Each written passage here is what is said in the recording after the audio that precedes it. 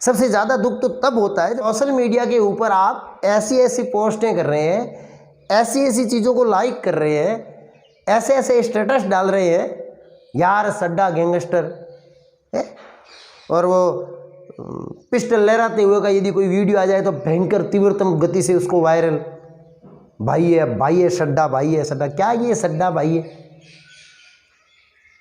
मतलब ये सब करने को आपके पास टाइम है, लेकिन एग्ज़ाम है, पढ़ाई है, कोई मैटर नहीं है। ये लक्षण कुछ ठीक नहीं दिखते।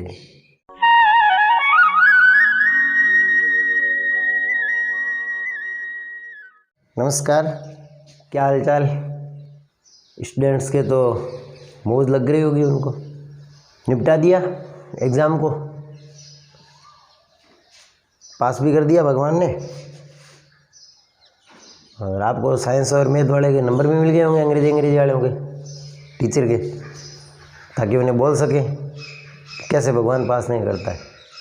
भगवान ने पास कर दिया तो उनसे पूछना होगा ना आपको कि भाई भगवान ने पास कर दिया, आप कह रहे थे नहीं कर सकते, ये वो।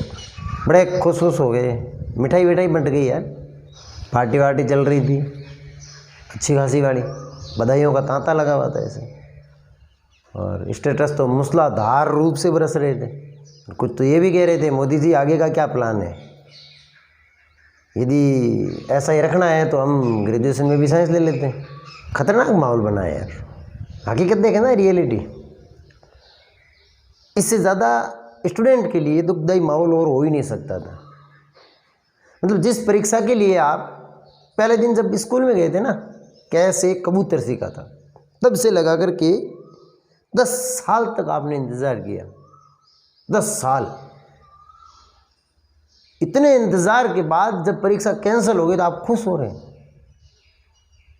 पिछले 1.5 साल के अंदर समथिंग 1.5 साल हो गया, जितनी बर्बादी स्टूडेंट की हुई है, जितना नुकसान आप लोगों का हुआ है, उसकी भरपाई कर पाना असंभव है।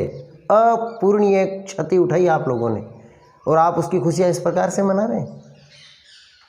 ये माहौल हकीकत में विचलित करने वाला था। एक चीख निकलती, दर्द जिसे कहते हैं ना, वो निकल के सामने आता है। क्या दिखा रहा? आपका एग्जाम के प्रति आप इतने सीरियस हो गए बस।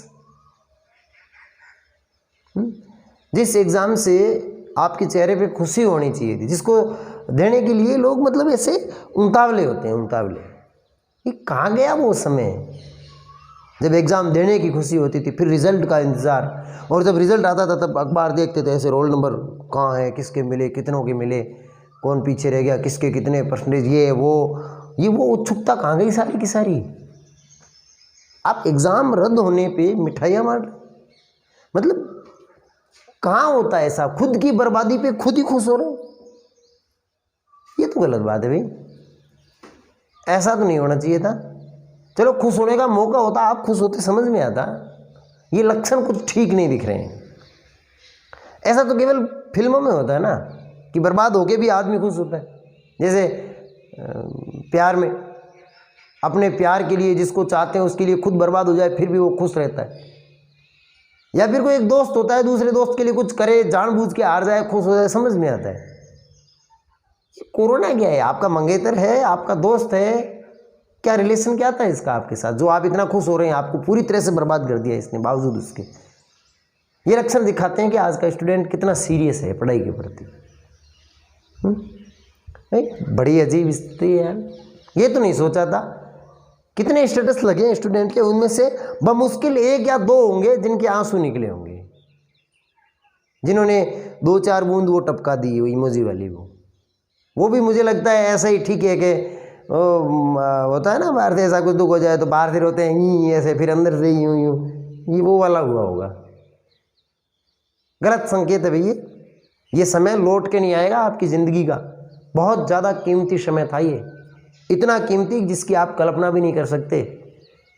जिसको सोच के आप खुश हो रहे हैं ना, हकीकत में उसने आपको बर्बाद किया है। आपकी ज़िंदगी की कुछ ऐसे हसीन पल उसने छीने हैं जो कभी लौट के नहीं आएंगे, और यहाँ जो नुकसान हुआ, जो घाटा हुआ, इसकी कभी पूर्ति नहीं होगी आगे। कुछ लोगों का तर्क तो ये भी था कि भाई क्या हो गया, जब साल भर में बच्चों ने कुछ सीखा ही नहीं तो काहे का एग्ज़ाम देते, फालतू का झमेला करते। ये बात भी तो ठीक नहीं है। कैसे नहीं सीखा? स्कूल खुले 4-5 महीने के लिए, इस दौरान उनका पूरा सिलेबस कंप्लीट हुआ है। मैंने मेरे हाथों से साइंस और मैथ दोनों का कंप्लीट करवाया है और रिवीजन भी हुआ है।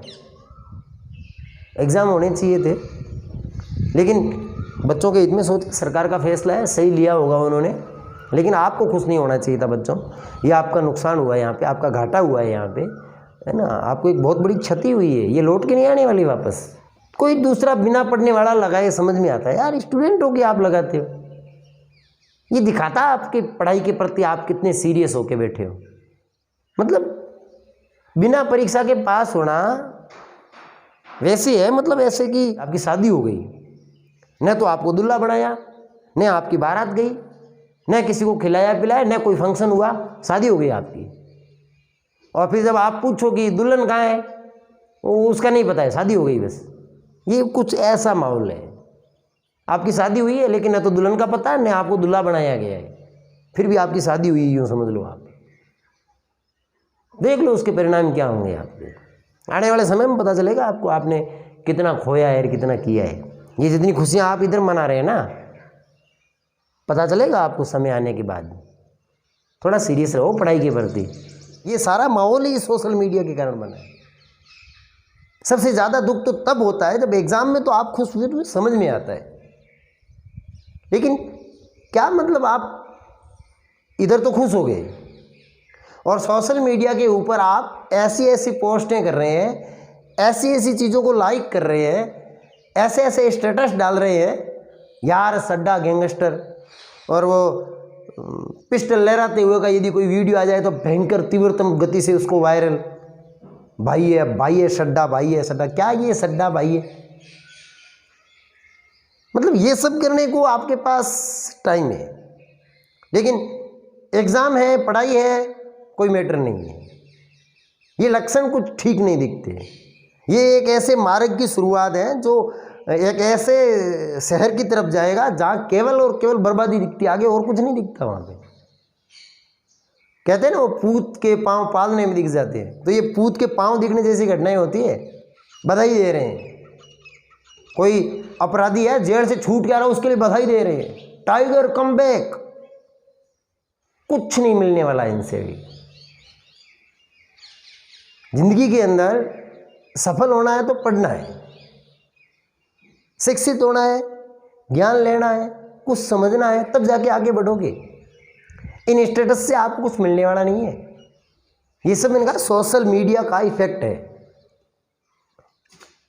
छोटे छोटे बच्चे एक तो फेसबुक पे वो झूठी मूठी ऐसे डेट ऑफ बर्थ लिख के आईडी बनाते हैं, फिर कोई नाम के पीछे एक विशेष टैग भी लगाते हैं। ग्रुप, पता नहीं बहुत से ग्रुप हैं ऐसे बना रखे हैं, ये ग्रुप वो ग्रुप, फोटो स्टेटस भी वो शेयर कर रहे हैं जिसमें हुक्के से धुआं निकल रहा है मुंह से, या कोई फायरिंग करता हुआ दिखाया जा रहा है। ये लक्षण होते हैं क्या स्टूडेंट के? आप इन लक्षणों के साथ आगे बढ़ना चाहते हैं क्या? ये एक बर्बादी की तरफ जाने वाले रास्ते की शुरुआत है।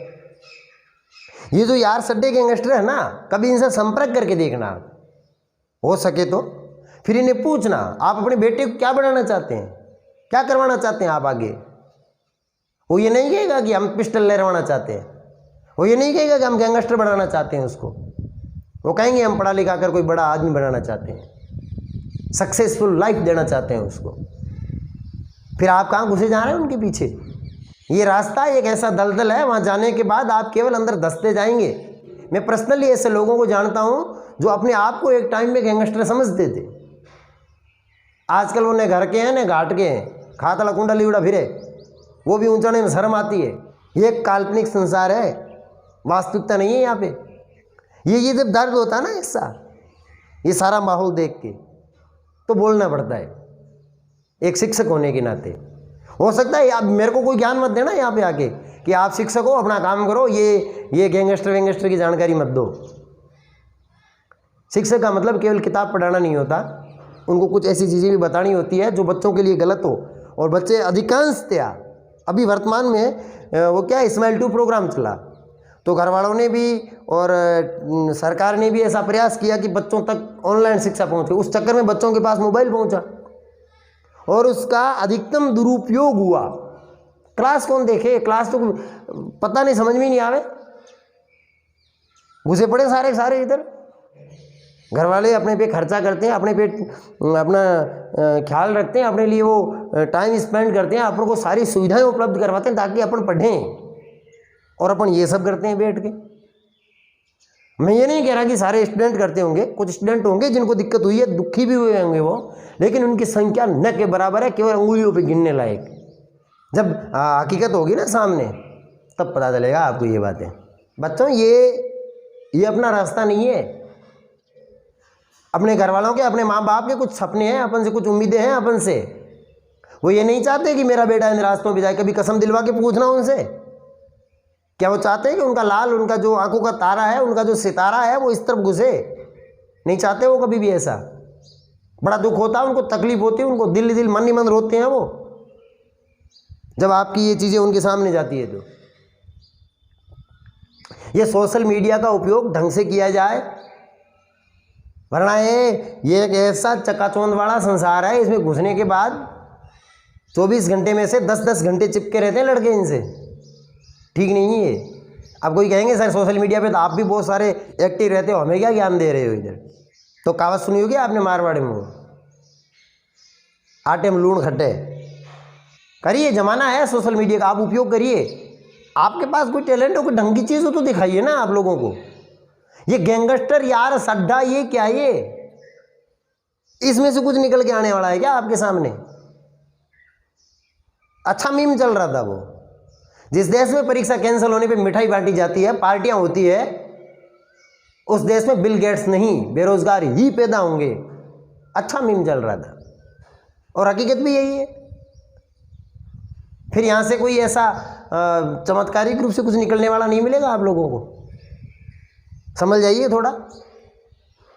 हालांकि मैं चाहता तो इस टॉपिक को भी ऐसा कॉमेडी टाइप बना के आपके सामने रख सकता था, आपके मनोरंजन के लिए, आपके हंसी मजाक के लिए, लेकिन नहीं, मैंने सीरियस रास्ता चुना जानबूझकर, ताकि आपको लगे कि हाँ कुछ गलत है। थोड़ा अपने आप को जगाओ, अपने परिवार की तरफ भी देखो। कुछ सपने लेके, कुछ उम्मीदें लेके बैठे हैं अपन से लोग, उनकी तरफ भी थोड़ा ध्यान देके चलो भाई। एक मोबाइल हाथ में आने से आपका संसार बदला नहीं है। वो मोबाइल आपकी कुछ आवश्यकताओं की पूर्ति के लिए दिया गया है, न कि आपको गैंगस्टर बनाने के लिए। और ये थोड़ी बहुत कसर रही थी, ये इस इंस्टाग्राम वगैरह सोशल मीडिया ने पूरी कर दी। और वो मिलियंस पे जिनके फॉलोअर हैं, आधे से ज़्यादा तो आप लोग बिगाड़ रहे हैं यार बच्चों को। थोड़ा व्यवस्थित चलो, आपको लोग फॉलो करते हैं, आपकी बातों पे चलते हैं लोग पीछे। अच्छी रील बनाते हैं, ज़्यादातर उनका भी काम होता है। प्यार अपनी माँ से करके देखो, धोखा खाने का सवाल ही नहीं पैदा होता। लगता है यार इनको भी फॉलो किया जाए, पहले अगली रील में 4 गालियां बकते हैं ये। फैमिली के बीच बैठ के एक ये सुना ना, प्यार अपनी माँ से करके देखो, धोखा खाने का सवाल ही नहीं पैदा होता। अपना भी दिल करता अगला फोरो फैमिली के बीच में। अरे उन्हीं के मुंह से गंदी गंदी गालियां सुनने को मिलती है यार। कभी नशे पे बनाते हैं, कभी धूम्रपान पे बनाते हैं।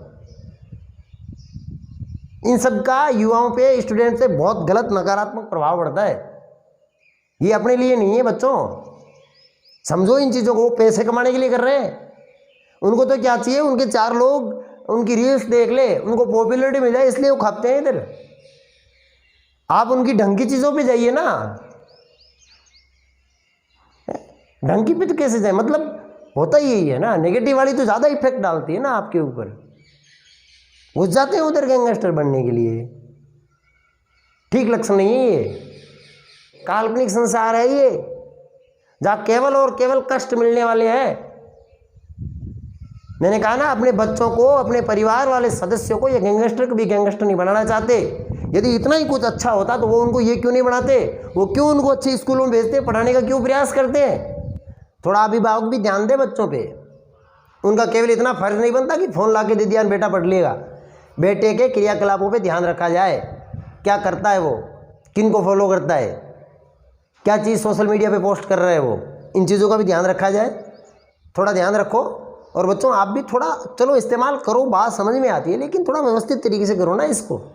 जितना हाँ ठीक है, मनोरंजन के लिए 2-4 मिनट देख लिया, बात समझ में आती है, कोई ढंग की चीज़ मिल जाए वो फॉलो करो ना आप। हज़ारों ऐसी पोस्टें आती है ढंग की काम की आती है, आप उनको पढ़िए ना, उनको फॉलो करिए ना आप लोग। और हाँ, यदि आप गोदान करना चाहते हैं, अपना कुछ अंश है जो गौ माता के लिए दान देना चाहते हैं, तो इस वीडियो के डिस्क्रिप्शन में सभी गौशालाओं की लिस्ट दी हुई है जो आसपास संचालित हो रही है, उनके अकाउंट नंबर दिए हुए हैं, साथ में उनके मोबाइल नंबर भी दिए हुए हैं। आप अपना दान वहाँ दे सकते हैं। और एक नंबर मैं इस स्क्रीन पे फ्लैश करके रखूँगा जिस पे आप उसकी सूचना मुझे दे सकते हैं, जिनके लिए मैं प्रयास करता हूँ कि वीडियो बनाता हूँ और जितने दान वगैरह आता है उनके नाम अनाउंस करता हूँ। उम्मीद है आपका समर्थन, सहयोग, सपोर्ट बना रहेगा। नेक्स्ट वीडियो में अपन चर्चा करेंगे 10th के बाद सब्जेक्ट का चयन किस प्रकार हो, अपनी क्या मतलब रणनीति रहनी चाहिए सब्जेक्ट चयन को लेकर के, उसके बारे में चर्चा करेंगे। Thank you.